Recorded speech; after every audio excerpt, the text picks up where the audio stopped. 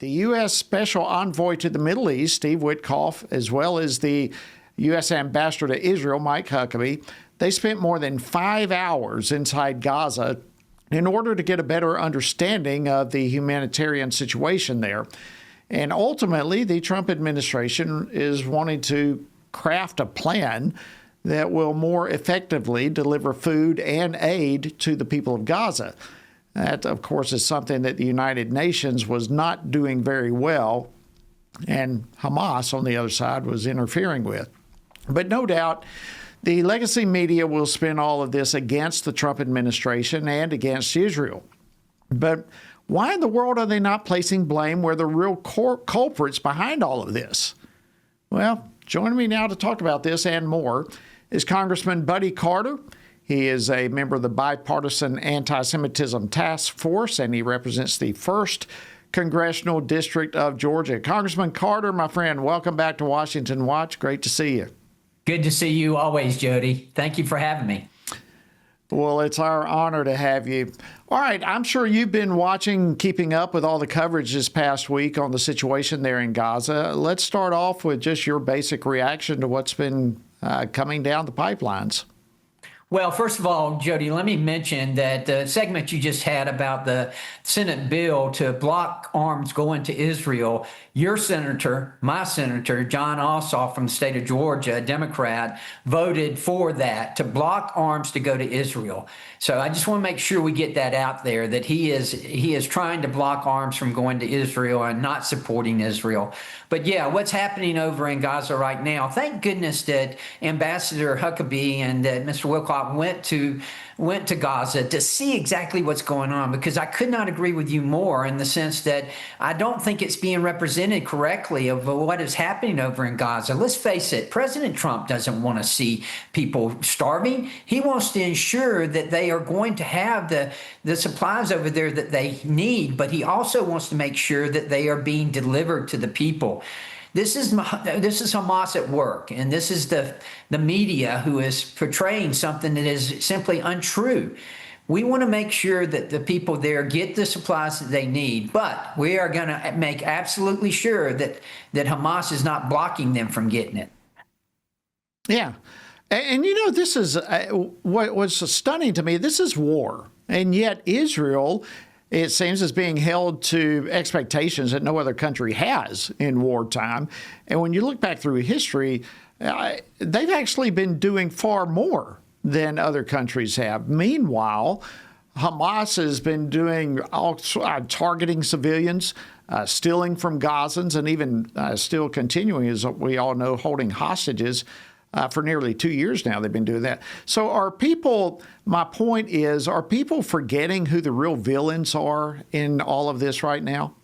Well, certainly the media is forgetting it, and therefore the people aren't being reminded of who the real villains are. And the real villains are Hamas. Look, Donald Trump is the peacemaker in chief. He wants to see peace in Gaza. He wants to see peace in the Middle East. He has worked diligently on that. However, it's got to be enforceable, and it's got to make sure that Israel is safe. That's two requirements that we won't budge on. And, you know, to have the UK acknowledge Hamas is a disaster. America will continue to support Israel, and we always will support Israel. And yes, again, Donald Trump, he wants to see peace in Gaza, and he wants to see Gaza go back to normal, and whatever normal may be. But he's not going to be taken aback by the actions of Hamas. He's not going to let that happen. Yeah, I'm glad you brought that up because, you know, I mean, obviously, we're not only seeing media and others turn a blind eye to the atrocities from Hamas, but it seems as though they're actually wanting to reward them. And as you just referenced with the UK, we're seeing several countries this week that have come out calling for a two-state solution. What's your reaction to that?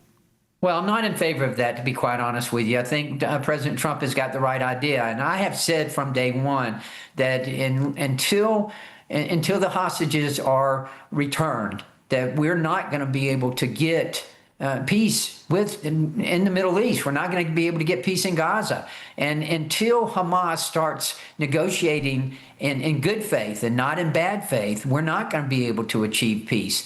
President Trump wants peace. I think he's proven that. And that's why I nominated him for the Nobel Peace Prize. He deserves it. He's working diligently, not only here, but in Ukraine and Russia, everywhere across the world to achieve peace. But we all understand that you achieve peace through strength. I think the previous administration proved that if you're weakness is going to bring about trouble, and it's going to bring about war. And that's what happens. It's going to bring about aggression. And certainly, I think probably no other region in the world understands the strength aspect that you were referring to than the Middle East. They certainly understand and respond to strength. But I think, another factor in all of this that people seem to be turning a blind eye to is the United Nations itself. I mean, their World Food Program publicly disclosed statistics admitting that 90% of their aid trucks over the last several months never even made it to their destinations. In fact, I want to play a clip here for you. This is why the U.S. has been stepping in. But play clip 3 for me, Ambassador Huckabee. The UN has lots of food. They just don't know how to get it in safely. And they don't like the method of delivery. And they seem to be more focused on how the food gets there than whether or not it even arrives. Well, that's not a hunger-centric issue. They need to take care of the people. Yeah, so what do you make of the efforts of the Trump administration and Israel to do what the UN, frankly, failed to do? Well, I think it's admirable. I mean, you're exactly right. The UN has failed in their responsibility, and the media seems to want to blame Israel for that. And we see that that's not where the blame should be. The blame should be, it's clear where the blame should be here.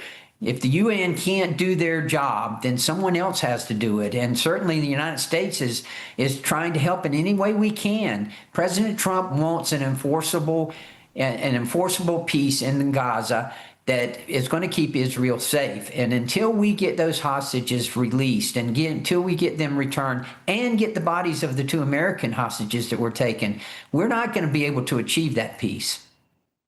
Yeah, and what about your Democrat colleagues, particularly in the other chamber? They're trying to shut down aid to Israel. Any quick thoughts there? Unbelievable that they would even entertain that thought. I mean, this is the leftover remnants of the Biden-Harris administration. And for them to try to pull something like this, particularly, again, our senior senator from Georgia, John Ossoff, I just don't understand how in the world they don't see that Israel is our ally and we must keep Israel safe. It's amazing. Switching gears, we got just a little over a minute left. You and your House colleagues are back in your various districts right now, talking, I'm sure, about a lot of the accomplishments of the last few months. How's that going for you, and what do you think, real quickly, is going to be a focus for the House when you return next month? Well, first of all, the One Big Beautiful Bill Act, which saved Georgians, 88% of Georgians, from witnessing and experiencing the highest tax increase ever, about $1,500 a year on average in Georgia. And that's about equivalent of 7 weeks worth of groceries. We saved that. No tax on tips, no tax on overtime, decreased tax on senior citizen, increased child care tax. All of those things are benefits of the One Big Beautiful Bill Act. Now, when we get back after Labor Day, we've got a lot of work to do, particularly in the way of appropriations. We've got to catch up on a lot of these appropriation bills.